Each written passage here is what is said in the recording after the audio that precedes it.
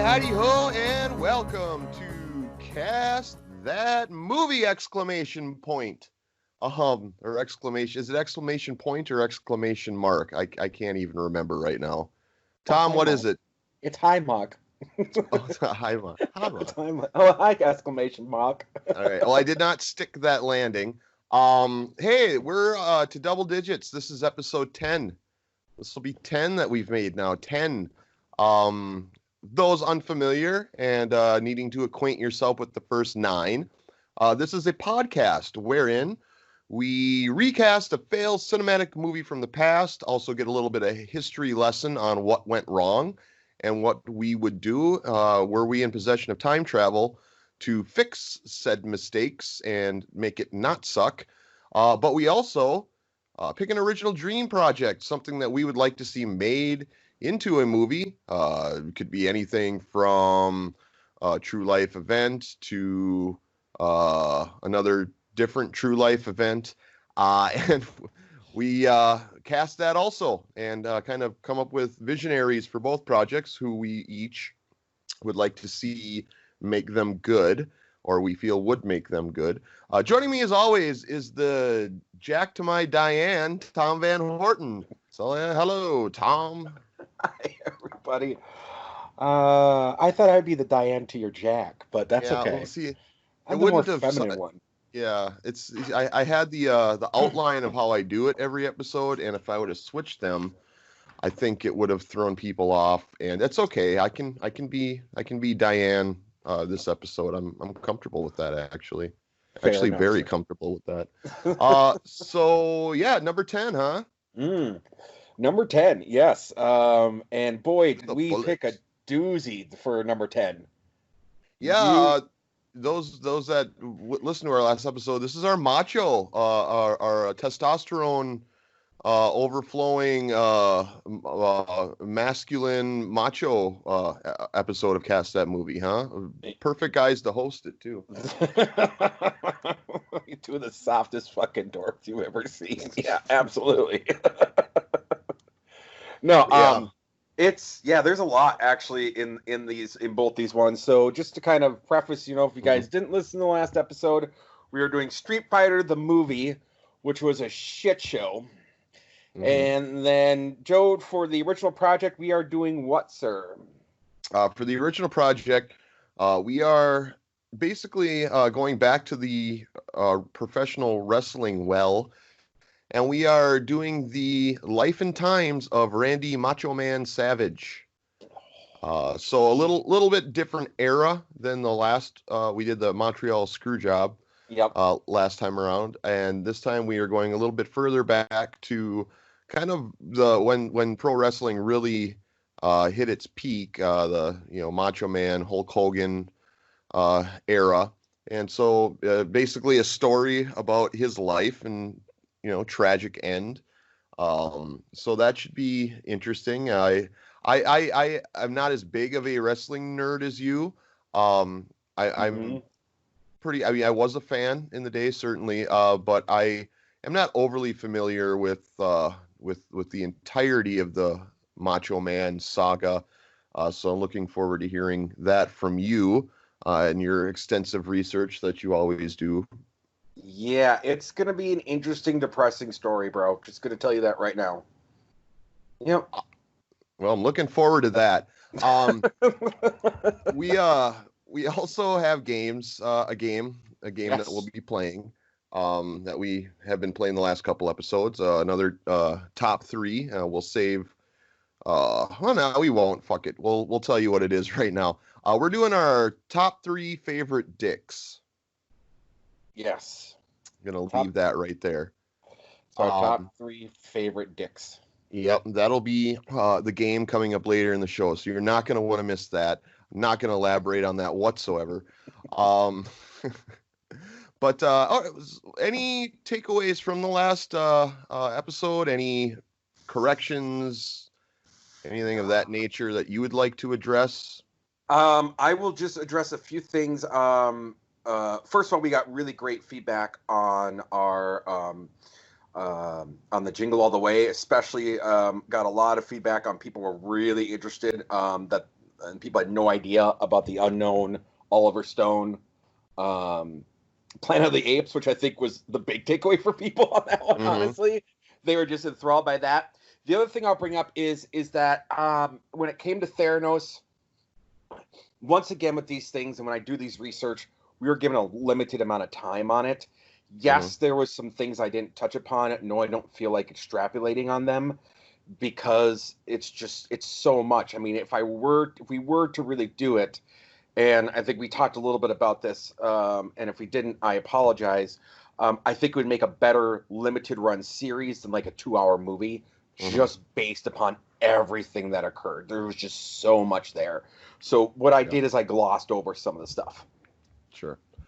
Okay. Well, fair enough. So let's, I think, go to our first ad break here, gather ourselves, and then we will dive in. I believe you have some casting news that we will hit up next that is actually relevant to our original project this episode. And then we will get into the shit show that was Street Fighter the movie starring Jean-Claude Van Damme right after that. But we will be back in a few seconds.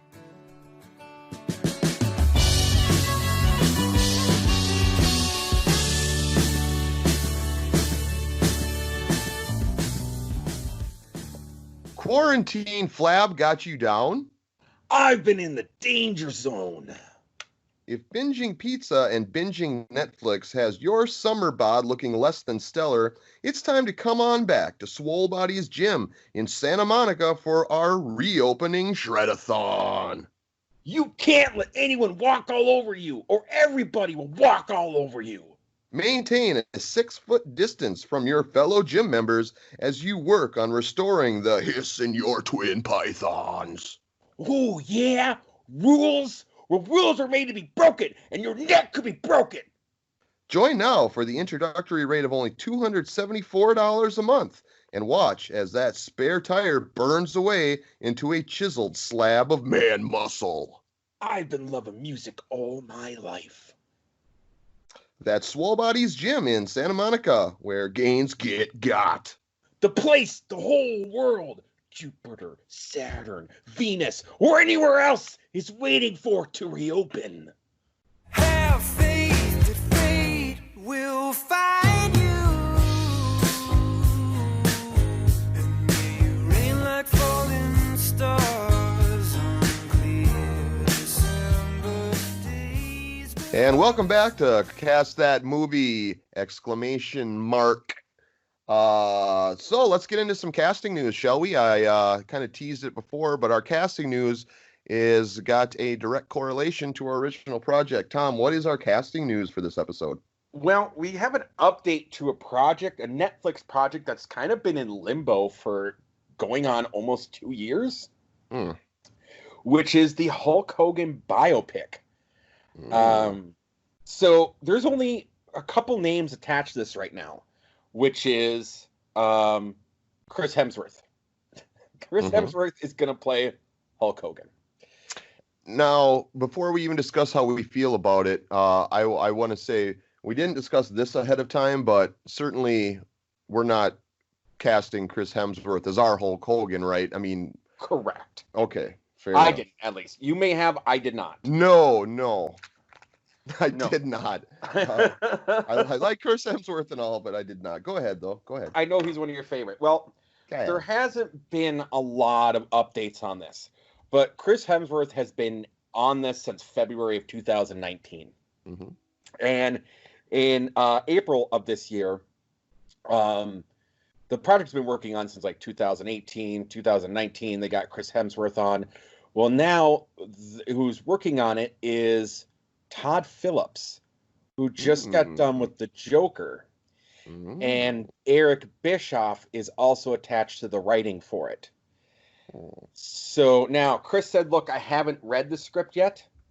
I know very little about it. It's sort of in process, but I'm just fascinated by that world. And so when this is done, I am all in. Interesting. Yes. So the script is also going to have co-written by Joker writer Scott Silver and Stronger scribe John Polano. So, but we could be waiting a while. But yeah, they got Todd Phillips now. They got basically the writing crew, and they got Chris Hemsworth on board now. Hmm. So, what are your thoughts then on Chris Hemsworth as Hulk Hogan? I don't like it, honestly. Mm. I think, truthfully, Chris Hemsworth's too pretty. Can I just be very honest? Hulk Hogan was a beast of a specimen, but he was also, part of his charisma was that he could have been anybody. He Yeah. looked like anybody off the fucking street that just went and shredded themselves and became a fucking star. Right. Yeah, I am a little bit not enthusiastic about that either. I mean, you're right. I am a Chris Hemsworth fan. Um, yeah, the good looks factor I'm not as worried about because you get that handlebar mustache and you shave off his dome and just leave him with his little, you know, the Hulk. Everybody knows the Hulk Hogan look. That's gonna ug up whoever you have in that role to some extent. Yep. You'll see that with my pick on Hogan. You'll see that you're going to be ugging someone up. Yep. Yeah, me as well. So yeah, but I don't know. I am not convinced on that. And here's something I want to say, because we'll come up with it too when we get to the original story. Hulk Hogan's reason why part of what I wanted to do with the original story, and why I'll be the first one to say that I prompted and asked for your approval for us to do the Macho Man story, was I found his way more interesting than Hulk Hogan. Right. When you look at what Hulk Hogan was and what was going on in his life, I'll get into it when we get to the original project and talk a little bit about it. But I don't want to see that story, because it's been, for anyone that's followed wrestling in any way, shape, or form, or even keeps on top of it, everything you've ever wanted to know about Hulk Hogan is out there. Yeah. And with Macho Man, there is a lot of mystique around what was going on with him. Not to mention, he was just a better character and wrestler. I thought so as well. Yeah. So yeah. Okay. Well, neither of us are too high on Chris Hemsworth, but I've been surprised before, so we shall see if it even ever gets made. It sounds like they're a ways out from that yet anyway. So, okay, well, let's move on then to our recast. As we said earlier, we're doing 1994's Street Fighter based on the Capcom video game. Tom, what went wrong here? I know this movie didn't do terrible, right? But it's awful. And I think the expectations were higher. I know stateside, I believe it did far less than Mortal Kombat. I think they were released on this during the same year. So what went wrong? Why was it a heaping pile of trash? So I'm gonna start at the end, because you kind of already talked about it. So, excuse me. On opening day, this movie basically only made $3.1 million its opening day, and the next day it dropped 55% to 1.7 million. So in the US, it only made 33 million domestically. It didn't even come close to being worth a damn. However, it was abroad where the film had its appeal, where it made $100 million, which was about 3 times the budget. But if it had not gone over, or had been for the overseas market, this would have been a bomb. And in the American market, for us, it was a bomb. Mm-hmm. What went wrong? Well, let's talk about Steven D'Souza. Are you familiar with Steven D'Souza? I do know that he is the director. I think he's also the writer. But as far as like his bio, I did not look into it. So I guess short answer is not really. Okay, well, I'm going to tell you, you know who Steven D'Souza is, and you're a fan of Steven D'Souza. Ooh, fun. He was a writer let's start in TV. He wrote for The $6 Million Man. He wrote for The Hardy Boys, Nancy Drew. He wrote The Bionic Woman. He wrote for V. He was the producer of Knight Rider. And through all those successes, he was able to get himself writing credits for 48 Hours, Commando, Jumpin' Jack Flash, The Running Man, Die Hard, Die Hard 2, and Hudson Hawk leading up to 1991. Okay, so far I am not a fan, but go on. Okay, that's fair. But he was the guy for action, right? I mean, you got to admit, Commando for all of its whatever, and Die Hard 1 for all of its whatever, the writing for them was not terrible, at least in my mind, for being movie action movies. Well, so usually when someone goes from becoming a writer to a director, there's someone else that's involved. And this person was Edward Pressman, who was a producer who was known for finding Wolfgang Peterson and Terrence Malick. And he yes, I know those two names, yes. Yep. And I am fans of both. Okay. So Edward Pressman felt that D'Souza was at this point where he was ready to make the leap from writing to directing. Mm-hmm. And when Pressman had heard that in the 1993 that Capcom wanted to make Street Fighter into an American action franchise, not just a single movie. This was supposed to be a franchise. He was like, I got the guy to do it.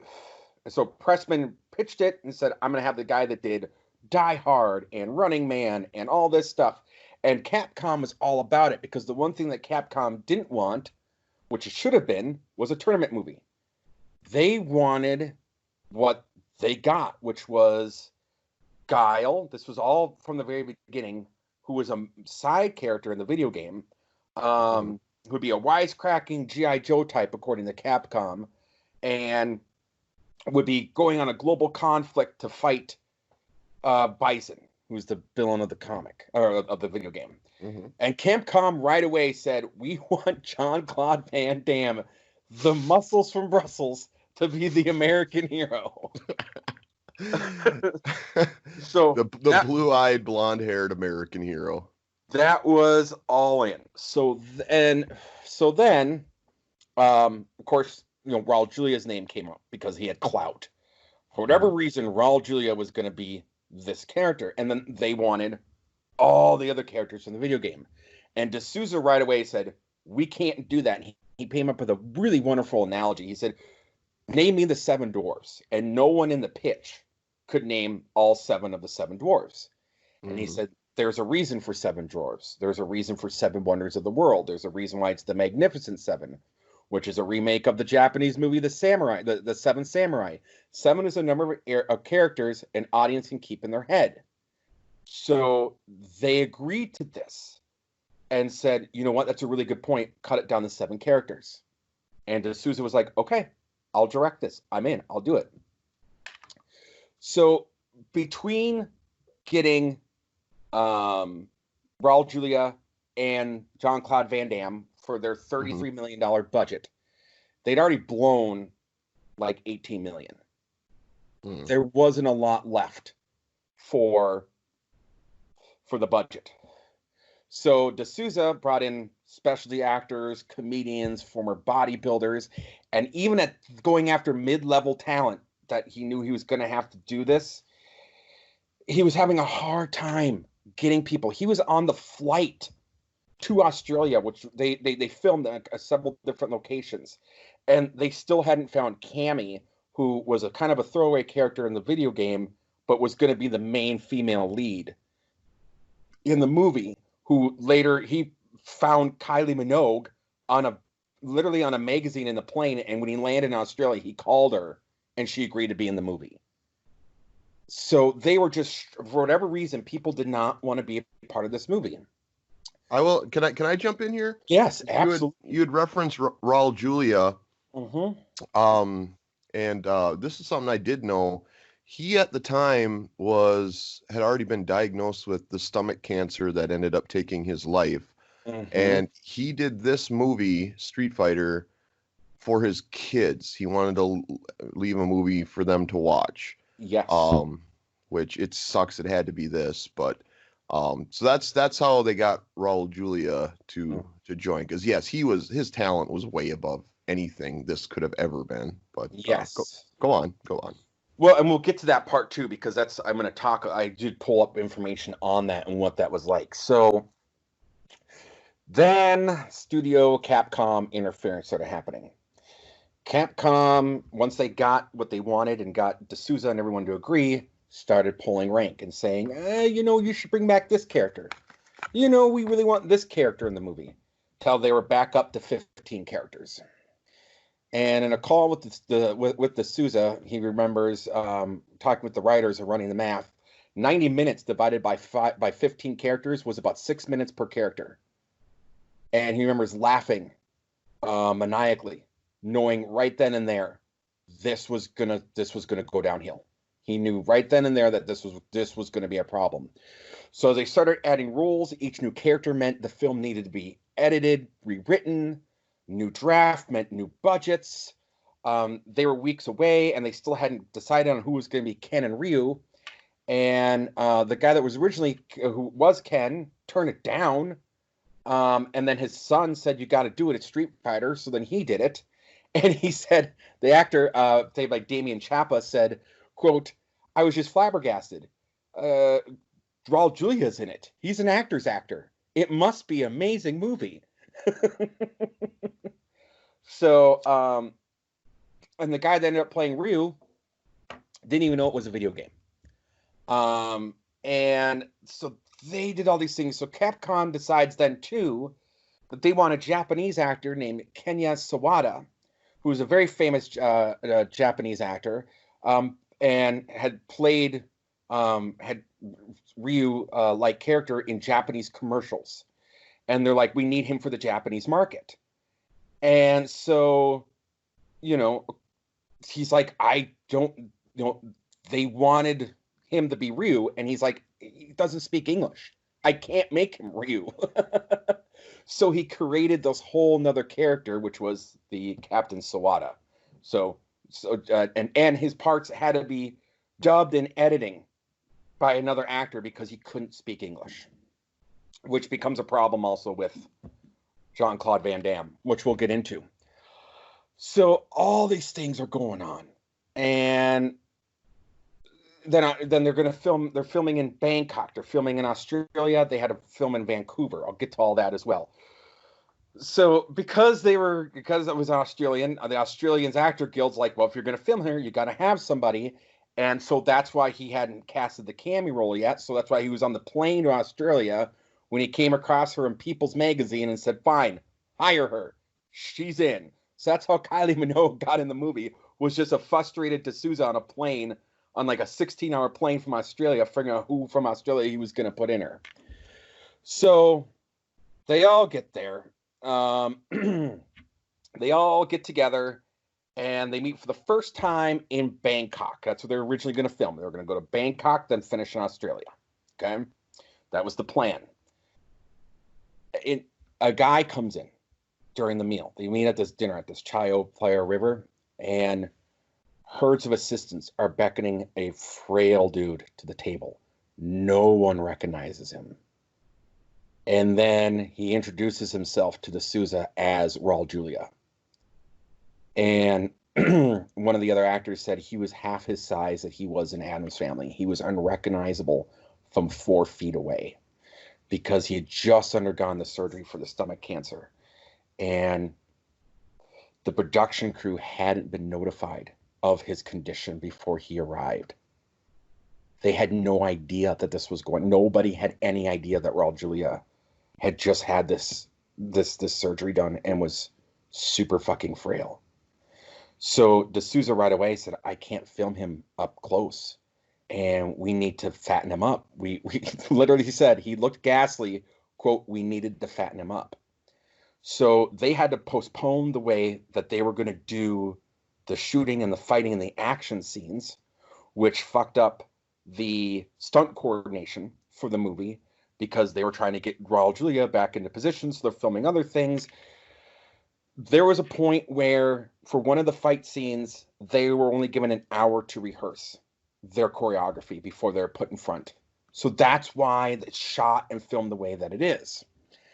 However, to everyone that was there, as soon as he said action, this is a credit to Raul Julia, that was quoted from one of the other actors on set, you could hear him saying, the show must go on. Let me tell you, Raul Julia, to his last breath, he was acting. The minute he said action, you would not have known the state of his health. That's how committed he was to getting this movie done.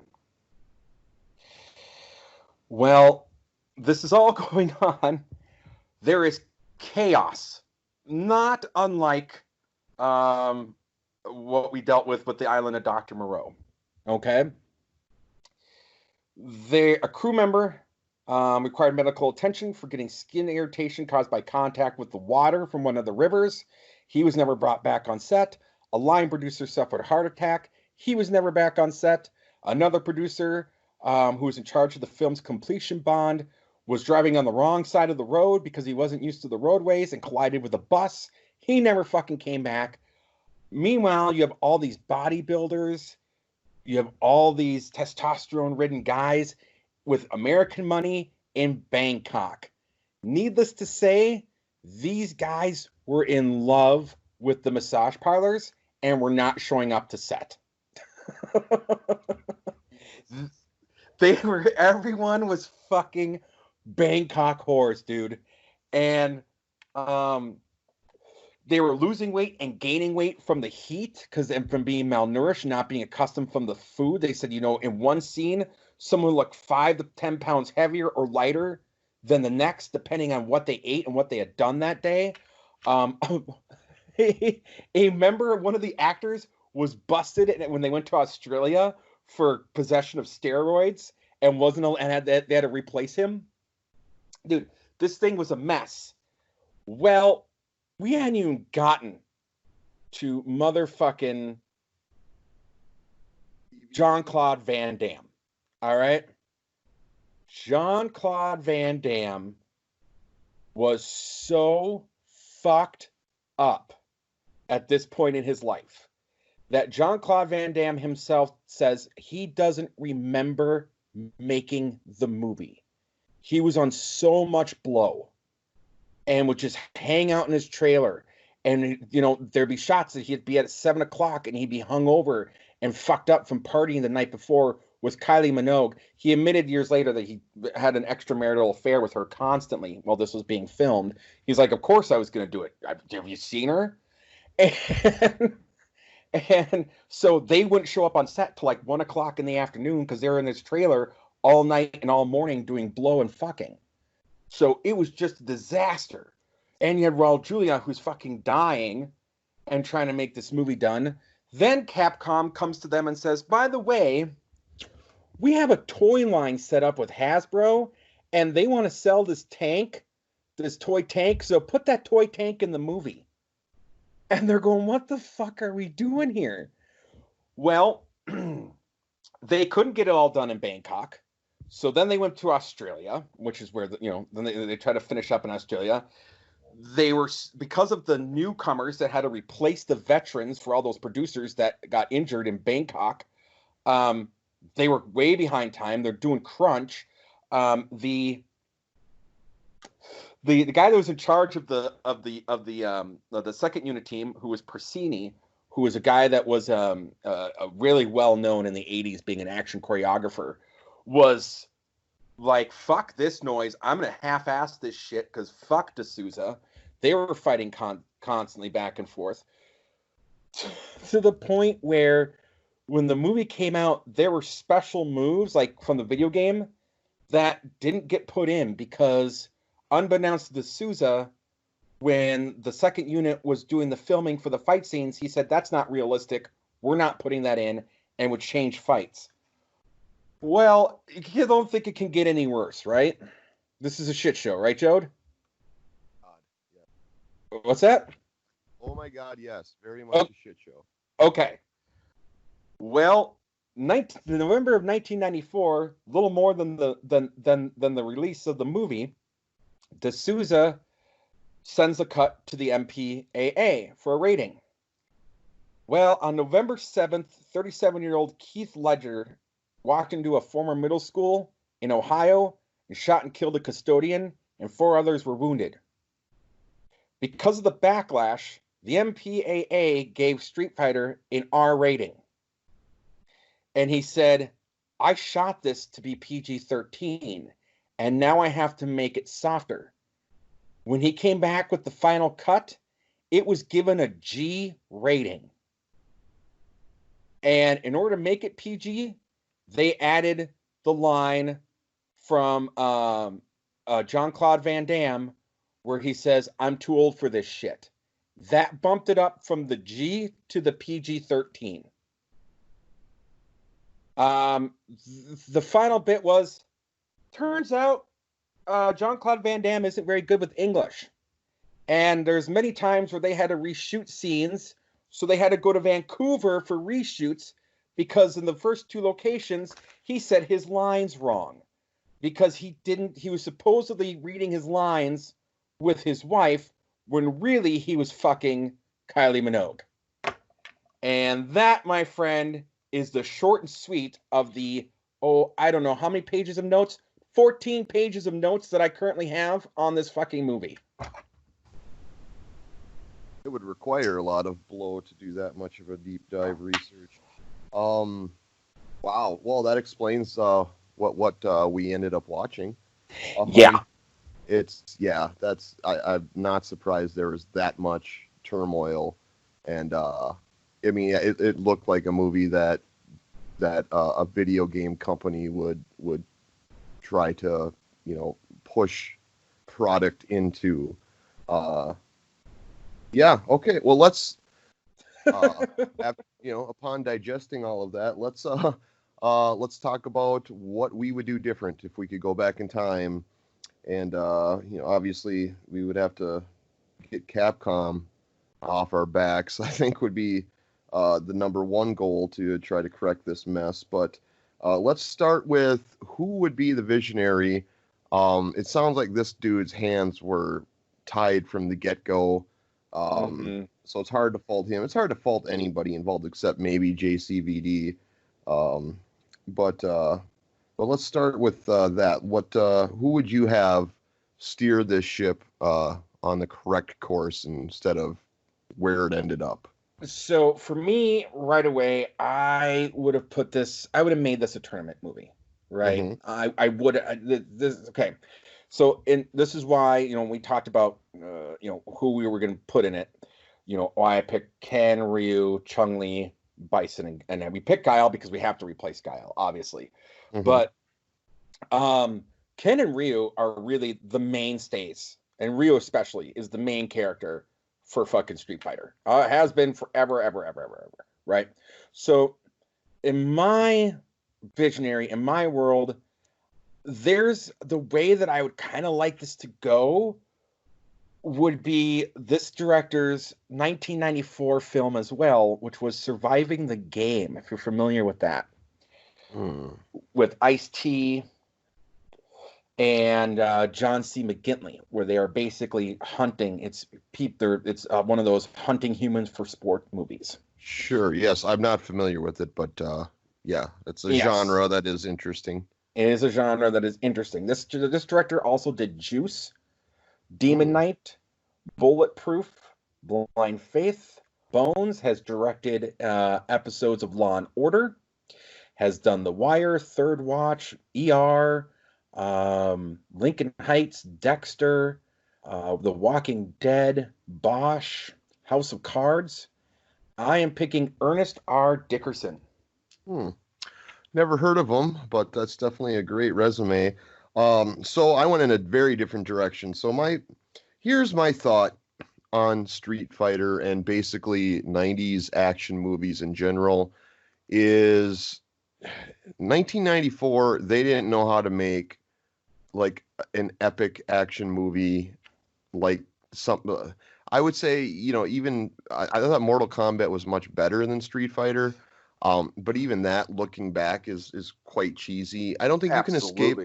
Yeah, I don't think you can escape the cheesiness. You're gonna have that. I think that's gonna come with the genre. Mm-hmm. However, you can have good fight scenes, and I think that's really all this needed was, and it sorely lacked, was the one imperative: good fight scenes. I agree. I picked a director. And not a lot of people know this guy is actually a director. He's far more known for his acting. But I picked a director who would definitely come up with creative, fun fight scenes, and that is one Jackie Chan. Ooh, yes, I knew he was a director. Absolutely, and I love it. I love it. Yes. Okay. All And right. I would also say that, like, as far as what the movie would be, I think you're looking for more of a serious tone. Mine would be less that, because Jackie Chan is, usually got at least a little humor mixed in. Absolutely. But I would agree with you on it being more like a tournament style, and thus and so all of my picks for the 5 roles we're picking, none of them would be like the star. They're all, and none of them are A-list talent. It would be very much kind of in the B realm, because I don't think you need more than that if it's a good Street Fighter movie. And they all do have, except one, martial arts training. So I will start with my Guile, who is Yes. the one that does not have martial arts training. When Okay. I see Guile, I see the flat top, I see the blonde hair, I see, the all-American look. I went with Brian Bosworth. Ooh. Okay. Brian Bosworth. Okay. I. I love me some B, C grade fucking martial arts movies. Boy, howdy do you. Oh boy, howdy do I. So for me, right away, Guile being the kind of to me, the not main character, Hmm. and would be highly reduced, but I still wanted someone who had the clout, even though he was getting a little bit older and would have been easier to do. One, Michael Dudikoff from the American Ninja series. If Okay. you may not know who that is, he was in Rescue Me. He was Daniel McDonald in Rescue Me. Oh, okay. Yep. Yes. Yes. I know of who you speak. Yep. Uh, okay. And so yeah, he does have the martial arts chops then.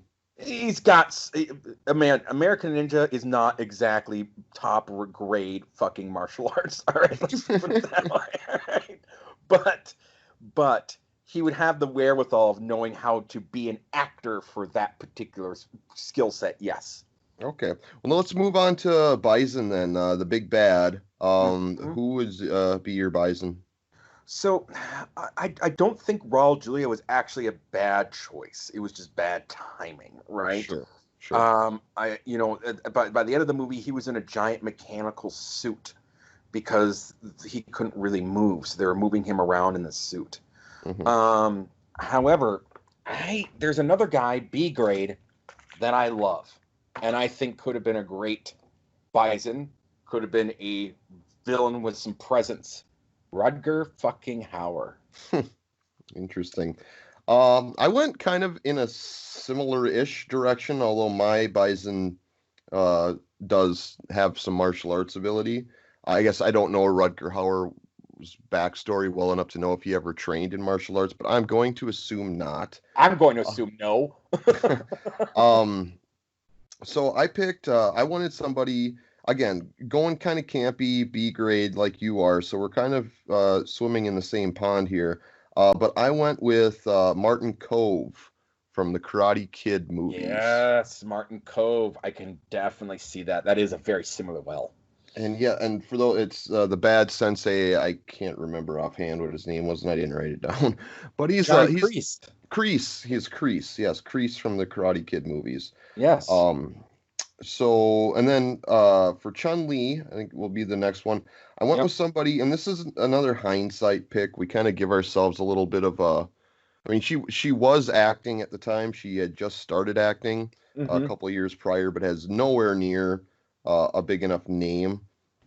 But then again, no names are often picked, and you got to get your big break somehow. I think this maybe would have been a little sooner than she ended up doing it. And I feel good about this because we ended up taking a part away from her from a terrible movie we recast earlier. I went with Lucy Liu. Ooh, very nice. I very similar. Well, but I went with someone that really didn't get her due till 2000. We very similar pick. I went with Michelle Yao Mm, from Crouching Tiger, Hidden Dragon. Crouching Tiger, right? Yeah, she Yeah. was on my short list too. Then who was your Ryu? The one, the only motherfucking Jet Li, sir. And I looked at he was making movies at that time, Oh right? yes. Oh yeah. Oh Okay. yeah. Okay. Uh, yeah, I certainly considered him, but then I decided to go a little bit more outside of the box. I picked a guy who a couple of years earlier had starred as in the Bruce Lee biopic. I went with Jason Scott Lee. Mm-hmm. I like Jason Scott Lee. And finally, sir, who do you have as your Ken? Okay, so this one I went way outside of the box because I like to do that at least once. I guess Mm-hmm. Brian Bosworth, you could argue, is a little outside of the box, but he does have an acting background. He does. Uh, The Boz, this, yeah, the yeah, Bosworth has an acting background.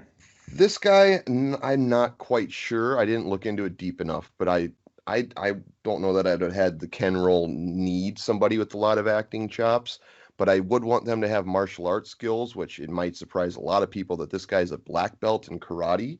I went with Megadeth's own Dave Mustaine. Fucking awesome, dude. Um, I, I'm gonna give you that one. I still would like to hear yours, but I appreciate the premature award. But go Yeah, on. just because that's fucking stellar. Give that man a yeah, I love it. Yeah, I went with someone again. We have the value of hindsight, Mhm. and I went with an American that has become a really big action star, and I would have just dyed him blonde. Keanu Reeves. Okay, sure. Yeah, I'd considered him for my Ryu, honestly. But then I thought, nah, I'm not going to go back in time and whitewash the role. No, that's why I picked him as my Ken. Sure. All right. Okay. Well, so yeah, let's talk about it here. So, the directors, you had the guy that's directed a bajillion things. Yep. Remind us his name again, please. That's all right. Ernest R. Dickerson. Ernest R. Dickerson. I went with the one and only Jackie Chan. Yeah, I'm gonna go with yours just because I do. As you and I are discussing this, Hmm. first I'm gonna give you the win on this straight up. Thank you. Yeah, because you nailed it.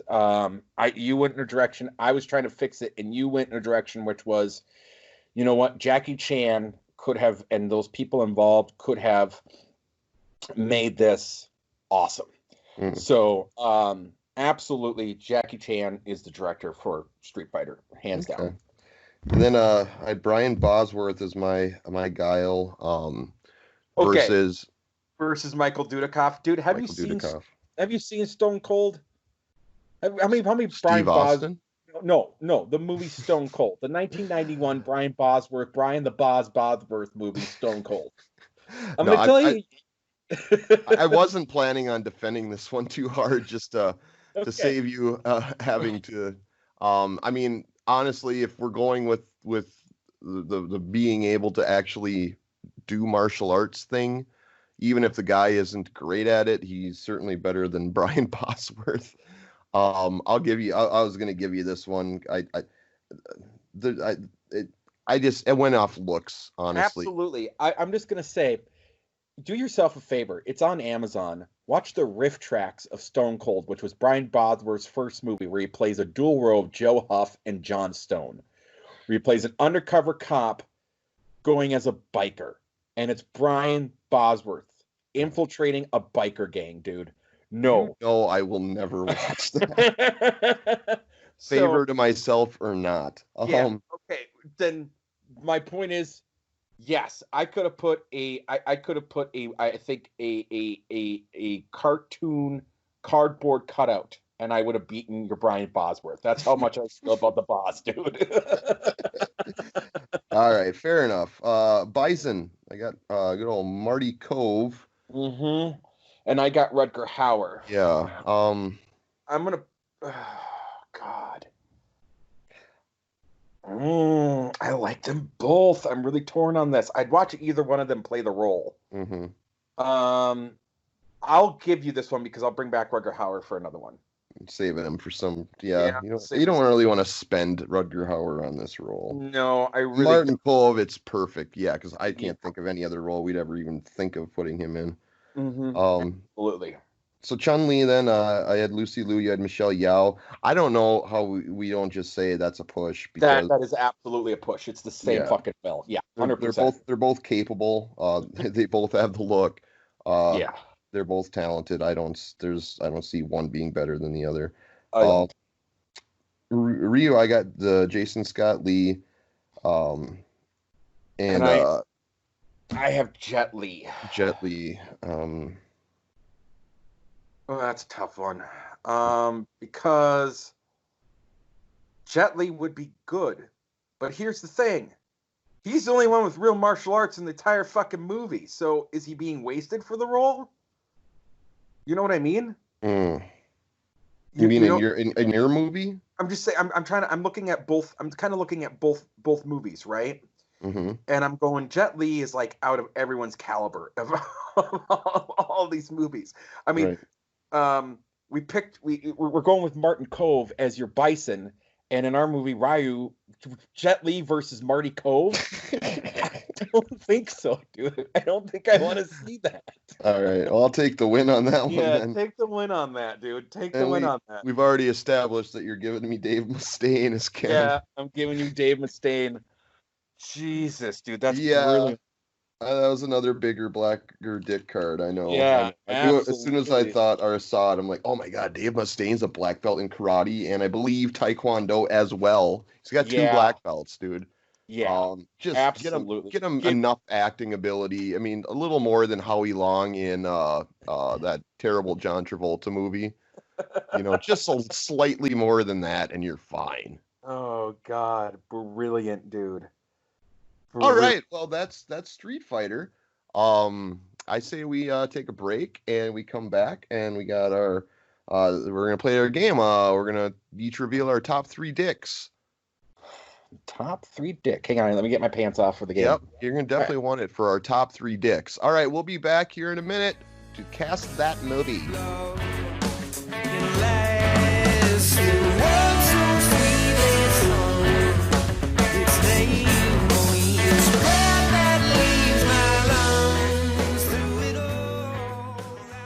Ready to re-enter society, but you're afraid that strangers won't respect your personal 6-foot perimeter? We have the solution. Introducing the social distancing stank spray, a spray that smells like the result of a dead skunk passing through the body of a feral warthog on the hottest afternoon of the summer. One spritz, and strangers will be giving you the widest berth you've ever experienced, all while staring at you with judgment and disgust. But no worries. They won't have any idea that you're under our exclusive state-of-the-art gas mask that'll keep the foul stench away from your nostrils. So pick up some social distancing stank spray with companion gas mask today, and never worry about a stranger getting up in your grill ever again.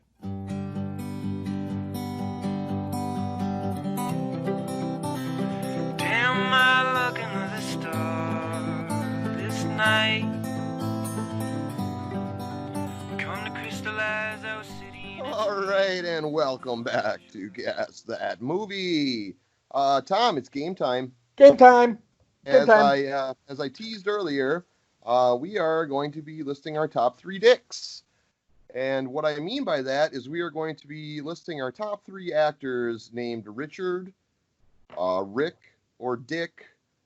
As long as their given name is Richard, they qualify and may have or may not have made our list.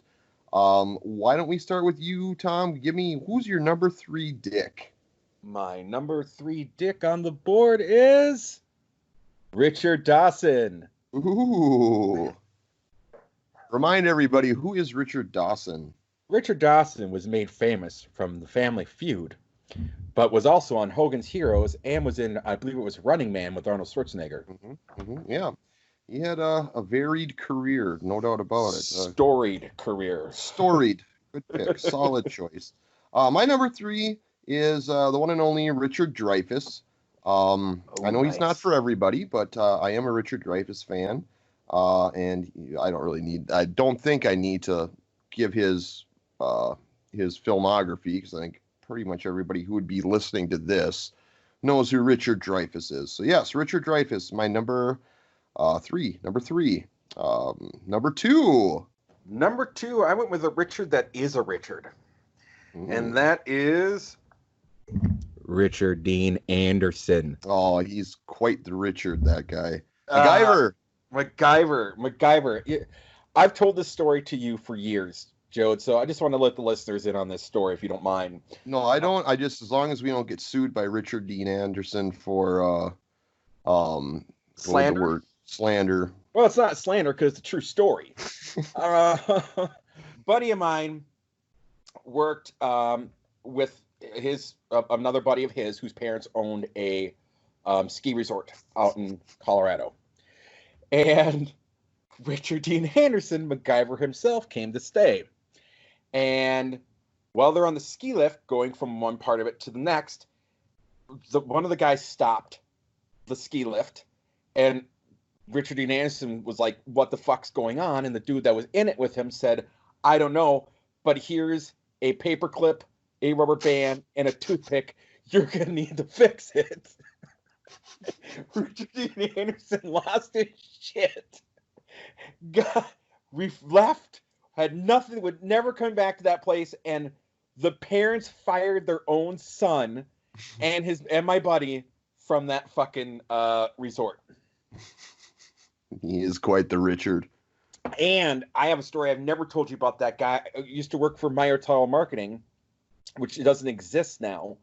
And we did St. Cloud State and different colleges fundraising. And Richard Dean Anderson, having gone to St. Cloud State, was one of the people we had to call.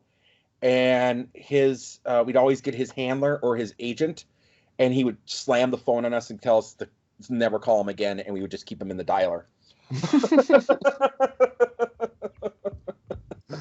Wow. Okay. My number two does not have nearly the backstory as your number two. But he is in one of my favorite movies of all time, an iconic role with some iconic lines, and really based on that alone, my number two is Richard Attenborough. Ooh, very nice. Very nice. John Hammond himself. John Hammond himself. So. Yes. So who's your number one? Who's your favorite Richard? My favorite Richard really is my favorite Richard. Your top dick, I should say. My top dick. And I think it's I think this is great, actually, when you pick this one up, because I knew right away who my number one was going to be. That is the one, the only amazing Richard Pryor. Sure, of course. Yeah, iconic. Honestly, Richard Pryor had so much to do with me when it came to my comedy that I don't even think you knew that. But yeah, Richard Pryor, huge to me. Okay, yeah, that's a solid pick. I got no criticism of your list in general. Well, Richard Dean Anderson. Yeah, I mean, favorite or just anecdotally? Anecdotally. Yeah, okay. Yeah, that makes sense. Anecdotally. He's my favorite. Okay. Well, my favorite dick is a guy who... Okay, it's hard to explain why I like him. I just do. But the thing is, he's a guy that a little bit goes a long way. I don't think I could ever watch a project where he's the main star. He's kind of a character actor, but he's got a very specific style that does not adapt to different kinds of characters. But he's like a nice spice that you throw in the recipe and it elevates the dish, if that makes sense. Okay. His name is Richard Kind. Richard Kind. Yes. His biggest role, I would say, would be Spin City. Oh, I know Richard Kind. Yeah. Yes. And he's got reoccurring roles on like Curb Your Enthusiasm. He had a hilarious bit in the John Mulaney Netflix Sack Lunch Bunch special, where he did a girl talk segment. Yes. He was in one of my favorite movies, Ghoulies, and he was in Clifford. Right. I love Clifford. I like him, but again, he's got a very almost abrasive style.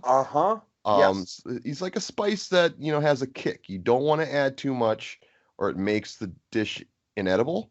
Yep. But just the right amount, and it makes it sing. So that's my favorite Dick is the one and only great Richard Kind. Absolutely. I like Richard Kind. I like your list. I like your list, sir. I like 2/3 of your list. That's fair enough. No one has to like Richard Dean Anderson. Nobody should like Richard Dean Anderson. Nobody should like MacGyver. Fucking dick. Fucking MacGyver.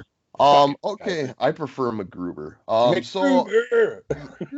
All right, so original Dream Project time. The Macho Man story, the life and times of Randy Macho Man Savage. Tom, give us a little history of the life and times of Randy Macho Man Savage, please. So, we went back to the wrestling well, and the difference with this one is where we really looked at a particular match or an event. I really, and we talked a little bit about this, and as I said, I'm not interested in the Hulk Hogan biopic. And the reason for it is that in the wrestling world, you have people that are called politickers, okay? Mm-hmm. And these are people that are in the back, and they're constantly gnawing at everyone's ear, and, they're kind of running things and using their clout. Mm-hmm. Now, Macho Man Randy Savage's story, and I don't know, do you watch Dark Side of the Ring at all? I saw the first season. Wait, that's the one on True TV, right? Yes, Vice. Yeah. Well, Vice, the Vice. Oh, yep. Viceland or whatever. Yep. Yep. Yeah. I did see the first season of that. I think all of it. I know I saw the Montreal Screwjob episode. Okay. And a couple others. I don't recall one that was Macho Man centered, so maybe that's the season I haven't seen yet. Okay, there is one, and it's called The Match Made in Heaven. Mm-hmm. And it is a depressing story, dude. But I'll get into that. Let's talk about what Randy's real name was. Randy Poffalo. Mm-hmm. And Randy Poffalo actually was signed by the St. Louis Cardinals as a catcher right outside of high school. Mm. He was placed in the minor leagues to develop, where he played as an outfielder in the St. Louis Cardinals and the Cincinnati Reds farm systems. He was 18 when he started playing minor league baseball. Mm-hmm. One of his teammates, who was Larry Herdon. Well, Savage would swing a bat into a car tire as a regular training exercise in order to strengthen his hands and make sure he utilized his legs during swings. The technique was so effective that Herdon adopted it and used it in his own career as a baseball coach. However, Savage injured his right throwing arm at a collision in home plate, and he learned how to throw with his left arm instead. His final season was in 1974, when he played for the Tampa Tarpons.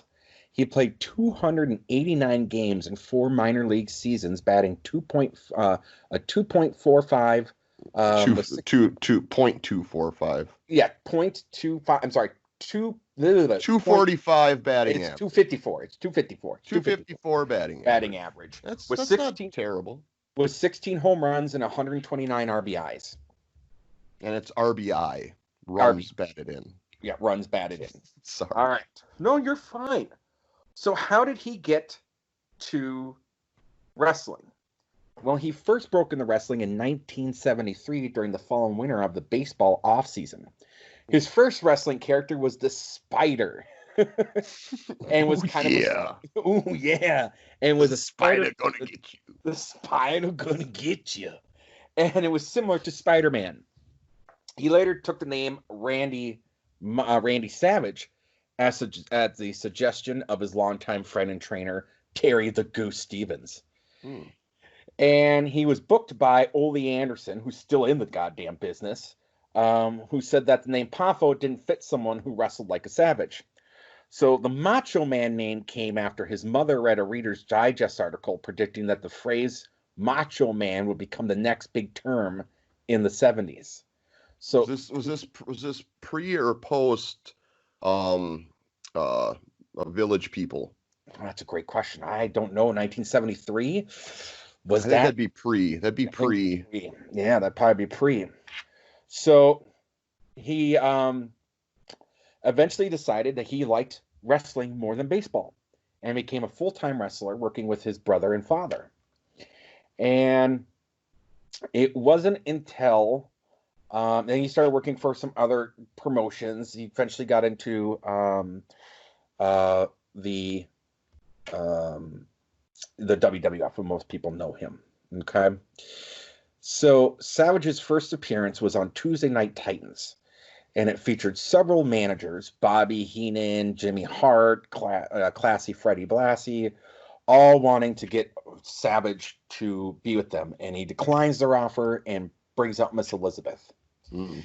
The gimmick was he was a crazed, egomaniacal bully who mistreated Miss Elizabeth and threatened anyone who looked at her. This is where the story gets dark. Mhm. Is it art imitating life, or is it life imitating art?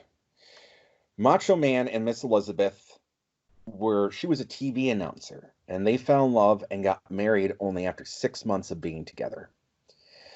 On screen, Savage was paranoid, overprotective, and a jealous partner, and would threaten anyone that looked at her. On their screen time together, she was the object of affections from many wrestlers, which is what brought his feuds. Unfortunately, Savage was controlling and overprotective of Elizabeth in real life. And outside the ring, her closest friend was Linda Hogan. And the stories goes that if he was on tour and she wasn't with him, he would be calling constantly about where she was and what she was doing. He believed that she was she was screwing Hulk Hogan. Mhm. He believed that she was doing something with Jake Roberts, that Jake Roberts was trying to end his career over it. There's so much that went on there. The other dark story is that you have to touch upon this is a rumor. Don't know if it's true or not, but it's going to be part of the story. Sure. Vince McMahon has been known to forgive a lot of wrestlers over the years. But the one person he never invited back to the WWF ever and tried to keep out of the Hall of Fame forever was Macho Man Randy Savage. Mm. The belief is that at some point, when Elizabeth and Macho Man were on the rocks, he was sleeping with a then underage Stephanie McMahon. Mm. Well, that would do it. That would do it. That would do it. Also, we need to know that he was on roids and coked up constantly. Yes. And, he was a figure that was bigger than life.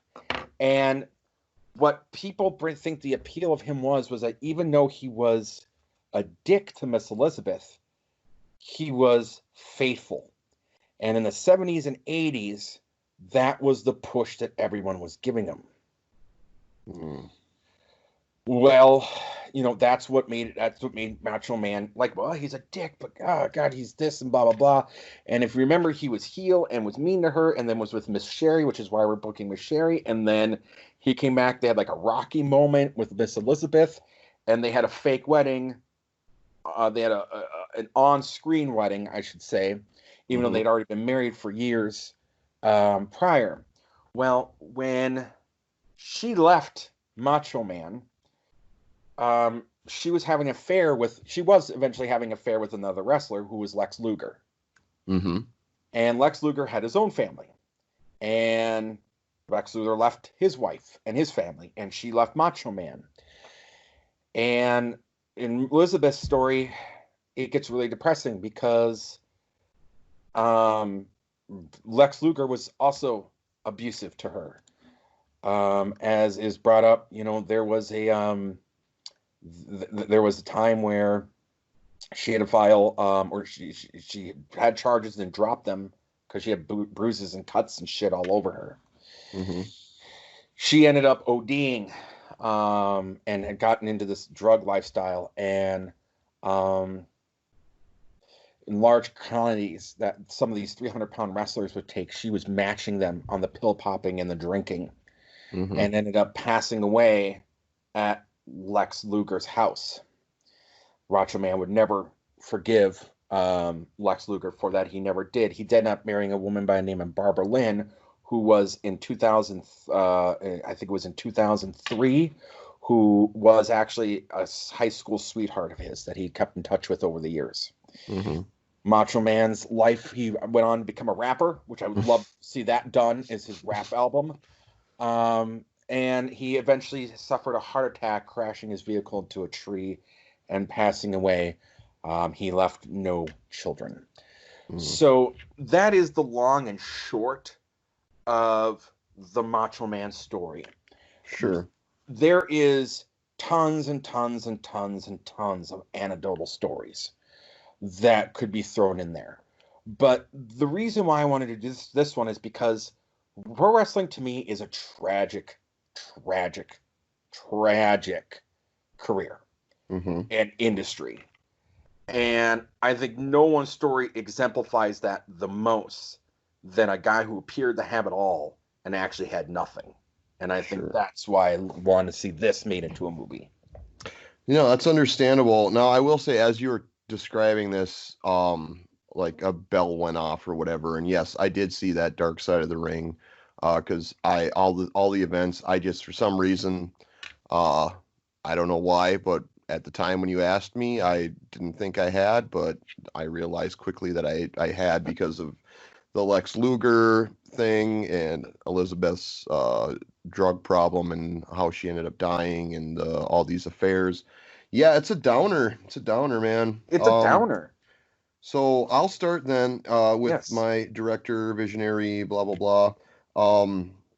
I wanted somebody that could do gritty. That's kind of got a guerrilla style of filming. I think that would add well to the ring action, but can also do legit serious drama when it calls for it. I went with a director by the name of Peter Berg.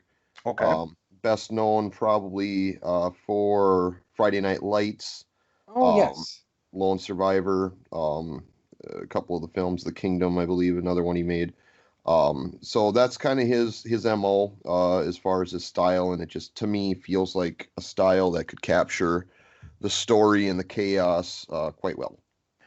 I like that pick. I don't think we were too far off. I went for someone that I felt could do some action, but to me, this is really, a really depressing character story as well. And I picked someone that I felt could do something like that. And I will admit, I got the inspiration from our previous movie because I picked someone who was in one of his movies. I picked Ang Lee. Oh, okay. I considered him, actually. And yeah, Ang Lee's, director of Crouching Tiger, Hidden Dragon, speaking of that movie. And then you go all the way to director also of Brokeback Mountain. I mean, yeah. Exactly. He can definitely run the gamut. There's really nothing he can't do. So, okay, well, yeah, good choice there. So then the big draw, then who do you have as your Macho Man? I got a bit of a feeling it's distinctly possible we picked the same person, but I'm going to let you tell me. I don't know. I thought maybe. Did you pick another pro wrestler? No. Okay, then no, we didn't. Okay. Because I picked a guy that was a pro wrestler and has made his way in the movies and has done very well with it, not quite to the level of The Rock. I picked Dave Bautista. Yeah, I considered him actually. I did go another route, but yeah, he was on my short list, I'll say. So no, I did not pick him. I did pick an actor that's in very good shape, although he would need to bulk up a bit. And I'm not gonna lie, my main thrust for picking this guy was the fact he can do an incredible Macho Man impression. Like it's well known. There's a lot of video of it. If you want to check it out on YouTube. I went with Joe Manganiello. Yes, he was on my short list. He was on my short list. Yes. Best known best Yeah. known to listeners, best known to for Magic Mike and True Blood. Yep. So yeah, my worry with him is his acting chops. I mean, he's obviously a serviceable actor. Can he do a hardcore role like this? I don't know. But yeah, that's who I ultimately ended up going with. Yes. Interesting. Yes, he was definitely on my short list. So who do you have as your Hulk Hogan then, sir? So for my Hulk Hogan, I did go the direction that you did with your Macho Man in picking a former. Well, I don't know if he's exactly former, but a somebody with a pro wrestling background, Okay. um, but also an acting background as well. I went with John Cena. That's a good choice. I went outside the box. I went for a little more of a controversial pick here. Okay. Because I would like to see him bald, and I just think he could do it. But I think he could do it, and I think there is acting chops there. I'll quit dancing around the bush here. I picked Hugh Jackman. Okay. All right. Well, then let's go to Miss Elizabeth. Who did you pick for your Miss Elizabeth? This is another dark horse. I picked Melissa Leo. You may have to look her up. No, I know who Melissa Leo is. Melissa, she's kind of up there in age. She's in her 40s. Mm. No, she's older now, isn't she? Yeah, she's in, I want to say Uh, late 50s, early yeah, 60s. she's late 50s now. Damn. All right, well, I'll take the Yeah, win on that you'll one. take the win on that one. I Damn mean, it. she's an incredible actress. Like I don't know if you've ever seen the You know, I Showtime was, show. I'm yeah, Dying Up Here. She's amazing. she's amazing. Yeah, I was, for some reason, I was looking at like maybe some old pictures of her or something Hmm. and was like, God, she looks like the part, but Yeah. not today. Damn it. Yeah, you get the win on that one. Who'd you pick? And it wasn't even a pick that I was super confident in. I am now. It was Natalie Portman. Yeah, I can see Natalie Portman Yeah, playing her. it's Absolutely. not a very creative pick, but whatever. Uh, I think we might have landed on the same Mean Gene though. Who do you got? I want to hear it. Who do you got for Mean Gene? I doubt we did, but Okay. yeah. So Mean Gene, guy that looks enough the part. You just throw a mustache on him and dye his hair dark brown. I went with Dean Norris. Uh, Ooh, okay. No, from we didn't pick the same. yeah, from Breaking Bad. He played Walt's brother-in-law. I Yep. forget the name, but Yep. yeah. So he's my pick. I like that pick. I went with Mark Ruffalo. Put a ball cap on him. Put a stash on him. I think you got Mean Gene. Okay. We'll talk about that later. All right. Scary Sherry. Who we got for Scary Sherry? Scary Sherry. This was another tough one of mine. Mhm. Who do you? Let me. I want to hear yours first because we Sure. may have landed on the same person. Yeah, maybe. It was also tough for me. Eventually, I wanted some distinctive facial features. Mhm. Where she has very high cheeks. Mhm. Does Sherry? So I went with Olivia Wilde. We did land on the same one. Oh, for Yeah, real? for real. Yeah. That's awesome. Yeah. Yeah. Yeah. Second time I picked her. Last time was as a director. Yes, it Actually. was. But yeah, I think that's crazy, but maybe not really, because again, there's a similarity in look there, and There's a lot of similarities there. Yeah, absolutely. Yeah, there was no one else on my list. yeah, I'm ultimately not surprised. All right, so let's talk about it here. So director, I had Peter Berg. Hmm. And I had Ang Lee. Yeah. God, that's a tough one. They're both really qualified and would, I think, put out a really good product. Um, you know what? You're already starting in the hole here with the Melissa Leo pick. And you only have so many to make up because we took Scary Sherry off the table. But so I'm gonna be generous because Oof. it is a good pick. Because it's one of those trump cards. I mean, Ang Lee can do anything, so I'll give you that. I'd watch an Ang Lee Macho Man movie for sure. Right. Yeah. Thank you. All right, Savage. This is a tough one because your guy was on my short list. Mm-hmm. And your guy was on mine. I'll tell you my concern with why I didn't go with Bautista. Yeah, absolutely. Is the same reason that I was a little bit worried with Joe Manganiello. That name, man, that name. I know. But ultimately, I think Joe is a better actor, and I don't know if I could trust Dave to really get to the guts of some of the raw emotion.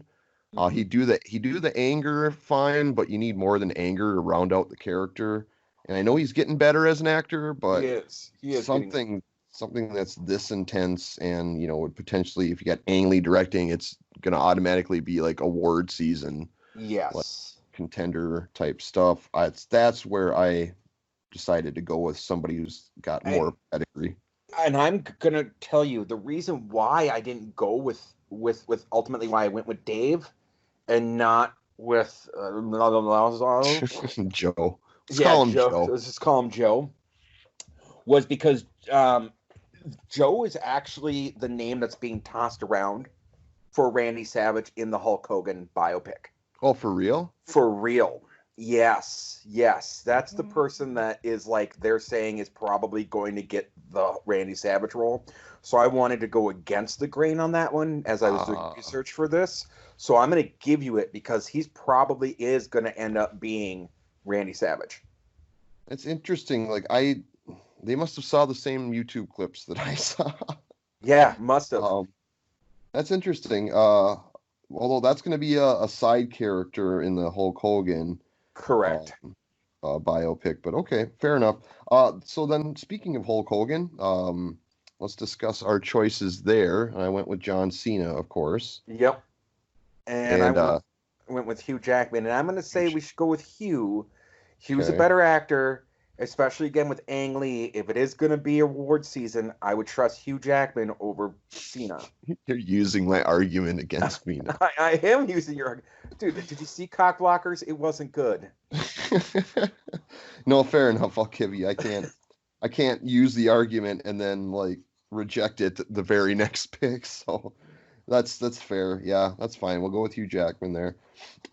Miss Elizabeth's. We already established that I win that. One. Oh, I mean, it would be interesting to have Melissa Leo. No, don't even patronize me. So yeah, moving on. This is a Mean Gene. Now this one, Mark Ruffalo. Mark Ruffalo. I mean, first off, the voice. Mark Ruffalo has a very distinct voice, and Mean Gene has a very distinct voice, and they sound nothing like each other at all. I know. And Dean Norris, you throw a mustache on that dude, and you do have you do have Mean Gene, and I think he could get the voice close enough. I just, kind of like you throw a wild curveball in there sometime. I just wanted to be able to say, put a fucking bald cap on Mark Ruffalo. So you're giving that one to me. I'm giving that one to you. Yes. Thank you. Yes. I love Mark Ruffalo. Don't get me wrong, but he's not Mean Gene Okerlund. No. All right, well that's done. Wow, so, you swept this fucking round, dude. This episode. Yeah. Well, it happens. You've had more success in the past, and I've had more not success in the past, and it just so happened to I don't know, my brain went to the right places or something. It did. It really did. There was some great choices this episode. How about we're gonna go to our last break. And then we have a special announcement, a couple of special announcements to make regarding what to expect on this particular podcast, and then another thing that we have coming down the pipe. So we will be back in a short bit and reveal all. Be back in a second.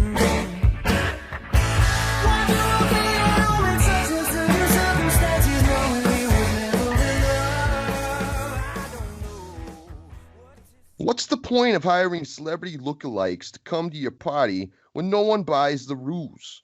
No one is going to believe you got Michael Douglas or Liza Minnelli to stop on by because you're just not that important. At John Barry Terry's D-lister looky-likeys, we source out celebrity lookalikes that your friends will totally believe to be the genuine article. They're not going to believe that's Frank Sinatra, mostly because he's friggin' dead already. But they won't look twice when they see TV's Eric Roberts perusing your appetizer trays. And while Julia Roberts is way too well known to fool anyone, literally no one remembers what Kate Gosselin looks like anymore. Add some razzle-dazzling memories to your party tonight by booking John Barry Terry's D-lister looky-likey today. Don't give me your reasons to stay. I won't be listening, babe. All right, welcome back to Cast That Movie. And before we say our goodbyes here to our 10th episode, we do have a couple announcements to make. The first announcement is we are in the process, the pre-production stage, if you will, of starting yet another podcast.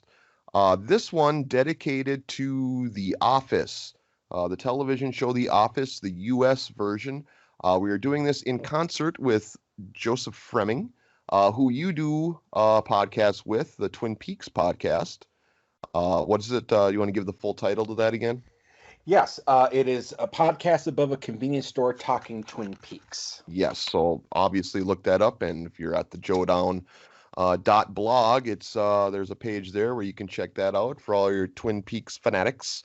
But yes, for the Office fanatics, concept is going to be basically Joe and I are big fans of The Office. I'm an obsessive.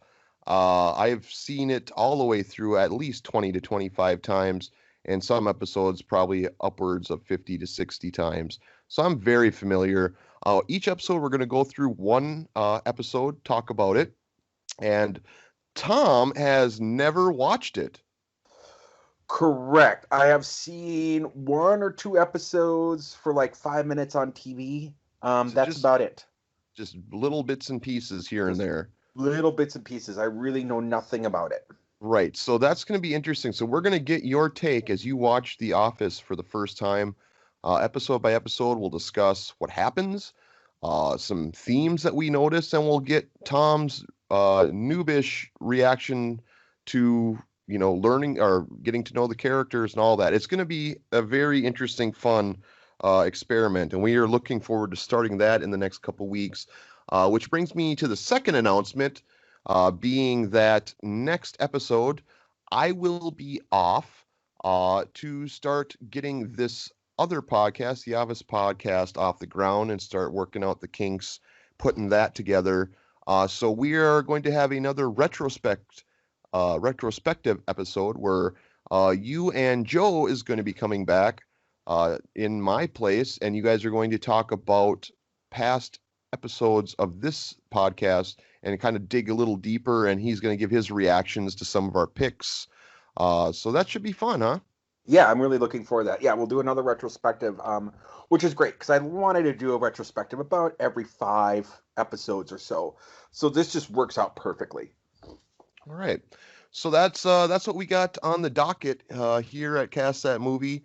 And again, check out the Jodan.blog. Find us on Facebook. Like and follow our page there. Our stuff is streaming now through Spotify and iTunes. Just look up Cast That Movie and you can find us that way. And also, we do still continue to post YouTube and SoundCloud. So we are all over the place. Yeah, we really are. We are all over. There is no reason why you are not sharing this with your friends and listening to the episodes. Correct. That is a correct statement. All right. Well, we will. I won't be back, but there will be another show in 2 weeks' time, and then I will be back for episode 12. But make sure you check out the retrospective and get some additional insight and reactions to some of our previous picks by a person who is not a standard part of the show. That's always fun to get an outsider's take on our takes. Until then, I am Joad McDougall. He is Tom Van Horton. And have a good one. We'll catch you next time. Bye. Bye.